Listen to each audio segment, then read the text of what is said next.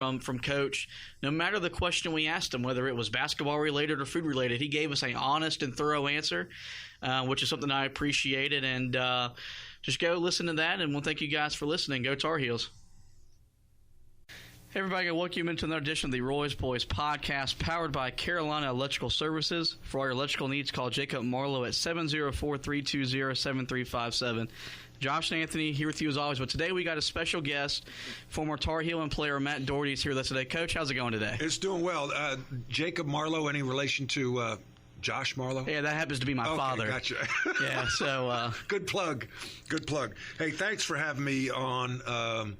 It's really cool to see two guys so passionate about Carolina athletics and college athletics and athletics in general. So I love to be on the show with you guys, and I enjoyed seeing you guys the other day at the draft party for the Hornets and WFNZ.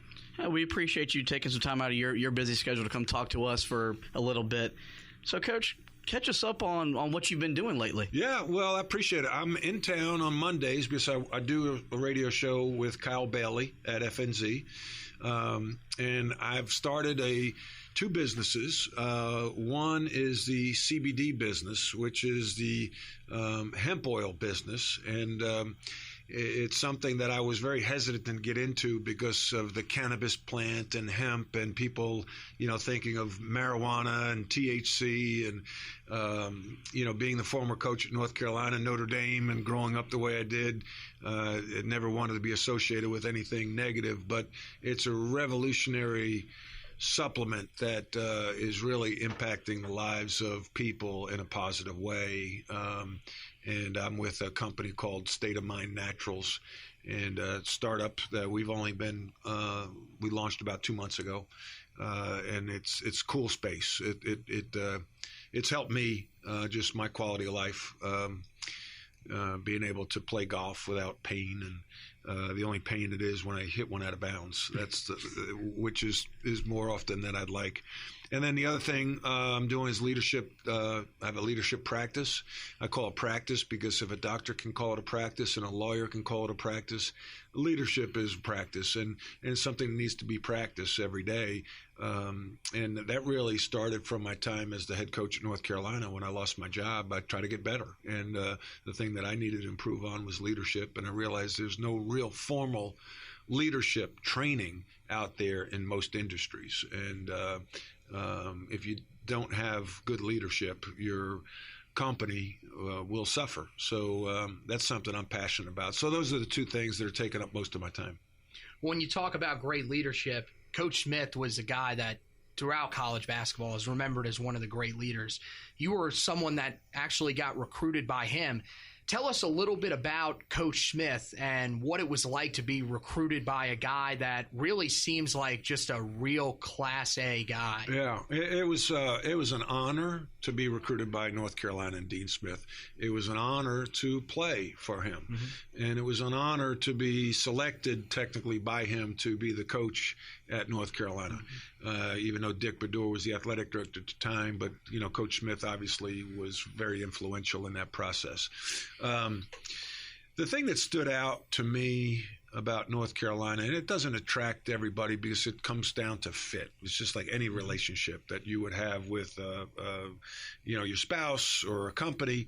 There has to be a fit. And the thing that Coach Smith stood for, class, integrity, savvy players, teamwork, were things that I was attracted to and that I grew up believing in because it was developed in me by none other than Bob McKillop at Davidson. Bob McKillop was my high school coach my first 2 years, and then a gentleman by the name of Dick Zeitler my last 2 years. But that was instilled in me, and when I saw Carolina play in the Coach Smith coached the 76 Olympics. I was 14. When he went to the Final Four in 77 with a guy named Michael Korn as a starting forward who was a freshman at the time. I was 6'7" or in that height range, and I wanted to play like a Michael Korn. And so I fell in love with Carolina, and then to have them actually recruit me, it was an easy process for Coach. I didn't take any phone calls back then, just letters. and there was no email, no text messaging, obviously. And I was the earliest commitment that he ever had at the time. I committed in October of my senior year, and no one had committed that early. So I was an easy recruit for Coach Smith because I really wanted to be a part of the program. Most coaches are telling you things you want to hear. Right. And he came in, he's so secure in himself that he said things that a recruit wouldn't want to hear. And for me, I took it as a challenge. Like he said, you'd be lucky to play by the time you're a junior. And I remember leaning forward in my chair saying to myself, I'll show you. And I ended up being a sixth man as a freshman and started as a sophomore. So, where other coaches say, hey, you're going to come in, you're going to play, you're going to get touches, you're going to start, he didn't. So that was different. And I liked it because I felt like he was telling me the truth. And also the other coaches, when they know you're being recruited by Dean Smith in North Carolina, they start to take subtle shots at the program. So you realize, okay, this is the real deal. If they're taking shots at him, there's something there of substance. Mm-hmm. I imagine as a kid from East Meadow, New York, there was a lot of differences when you took that first trip to Chapel Hill. What kind of stood out about the town when you visited the South? Well, back then it was the South. Now half of, I think, the Charlotte area is from Long Island and Ohio and New Jersey and upstate New York. It's I jokingly said, a friend of mine gave this plaque to me. He says, I'm not from the South, but I got here as fast as I could. And what I discovered, having been exposed to schools like St. John's and Syracuse and schools in the Northeast, is one, I wanted to play in the ACC because the Big East wasn't formed. It was just forming at the time. I was in 79. I was a senior in high school at 80. I wanted to play in the ACC. It was a basketball conference. Also, the weather was something. You come down, you visit the campus. The campuses in the Northeast are not like they are in the Southeast, even if they're pretty. But a lot of them are urban campuses. And when you come down to North Carolina, Duke, the first school I visited was Duke. The second school I visited was UVA. And then the third school I visited was North Carolina. The fourth school that was really was interested in was Notre Dame.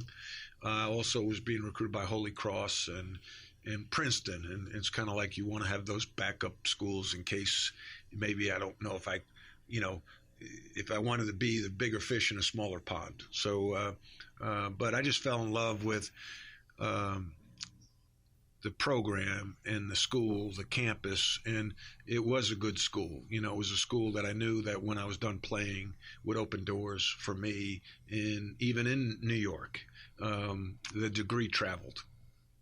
So when you look back on the 81 team in particular, you guys lost in the championship game to Indiana. It kind of has that feeling. We've seen this multiple times with Carolina teams that were title champions. I mean, 09 after the 08 loss to Kansas. Same thing in 17 after the loss in the title game to Villanova in 16. So, when you look at that 82 season, look back, what was the mindset for you guys? Was it pretty much, look, we're winning the title and this is just how it is? Or was there maybe a different mindset? Well, first of all, you have to have talent coming back. Mm-hmm. It's nice to say, well, you went to the championship game, you lost, and you're going to come back. But, the key to us coming back was we had James Worthy, Sam Perkins, Jimmy Black, hopefully myself, and then some guy named Michael Jordan. So you needed talent. But the fact that we had that experience, I think, was very settling for us as a team because nothing was new. We had gone through it. The core of the team had gone through it. Mm-hmm. We missed Al Wood as a starter, who was a great, great leader, and Mike Pepper were the two starters that we lost from that team. So, the guys that took their places in the starting lineup were me and Michael Jordan. And I played a lot on that team. So we weren't there was an air of confidence about what we were doing, but also, yeah, we tasted it, and then we want to win it. And so we almost didn't get out of the gates. We stumbled in our first game in Charlotte to James Madison. We blew him out by 2 points. But that was good because it was the scare we probably needed. That, human nature is we just can't walk on the floor and expect to beat people. We've got to play. But I do think that our experience, especially in the championship game, I remember – Patrick Ewing goaltended like the first 5 or 6 shots. And we were laughing on the court.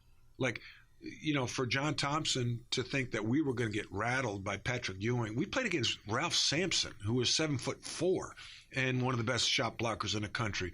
Patrick Ewing sat back there. I remember saying to James on the court, hey, James, we'll keep throwing it to you. Just turn around and shoot. Let him goaltend it. It's 2 points, And so, like, the first 8 points – I think Georgetown gave us because of goaltending. It didn't faze us in the least. So I think the poise, the experience we had, even though Jimmy Black was a senior, Worthy was a junior, 2 sophomores with Sam and I, and then Michael being the freshman. But Michael, as we know, it might have been his best game of the year. The way he played in that game, the poise he played with was ridiculous for anybody, yet alone a freshman. You talk about that team and the talent, loaded from top to bottom. And you talk about Michael Jordan. Everyone has that moment when they realize, okay, this guy's different. When did you realize this is a different breed of player we have on our team? And was his success did his success in the NBA surprise you at all? Yeah, those are great questions, Josh. There are a couple moments that come to mind when you ask those questions. One, in practice, he would drive the baseline and had the ability to hang in the air and, look at the rim and find a place to get the shot off with touch. And he did that in practice. I'm like, wow, that's different, And then obviously what he did in the championship game. But I think what really got my attention was, I think it was the summer after his freshman year, and we're playing pickup games in the summertime at Carmichael, and all the pros come back, and there was Walter Davis, who's from Charlotte, who was an all-pro player with the Phoenix Suns, and I was sitting in the stands watching, and Michael was kind of annihilating Walter Davis in the pickup game. And Walter's jersey was in the rafters. And I'm saying to myself, like, Michael, show him more respect. That's when I realized, yeah, this guy's pretty good. Now, to say he'd be one of the best ever, for me, I idolized Dr. J and Larry Bird so much that for me to say that Michael's going to be as good as those guys, I just too disrespectful to Larry Bird and Dr. J and the game of basketball. Until the summer of '84, when he was getting ready for the Olympics and they were going on tour playing all these teams, and Michael was destroying, Magic Johnson and all these guys in these games. And then obviously to see what he did in the NBA, it just, I on Twitter, Doherty, Matt, by the way, when I see these old highlights of Michael, I can't stop watching them because they're truly amazing. And you didn't ask this question, but I'll offer it. LeBron James is not close to Michael Jordan. Kobe Bryant is somewhat close to Michael, but I don't know if Kobe had that team mindset that Michael had. Kobe was more of an individual first. Michael was team first. Michael would destroy the NBA right now because of the rules. Nobody had to deal with the physical nature of the game like Michael, because the 80s were just brutal in terms of, they tackle you, bring you down to the floor, and you go to the foul line to shoot 2 foul shots. Nowadays that guy would be thrown out and probably suspended a couple of games. So, LeBron hasn't had to deal with that. Kobe didn't really have to deal with that. So Michael's physical and mental toughness, along with his intelligence and insatiable desire to compete and have the energy to deliver, to me, makes him head and shoulders over a LeBron or even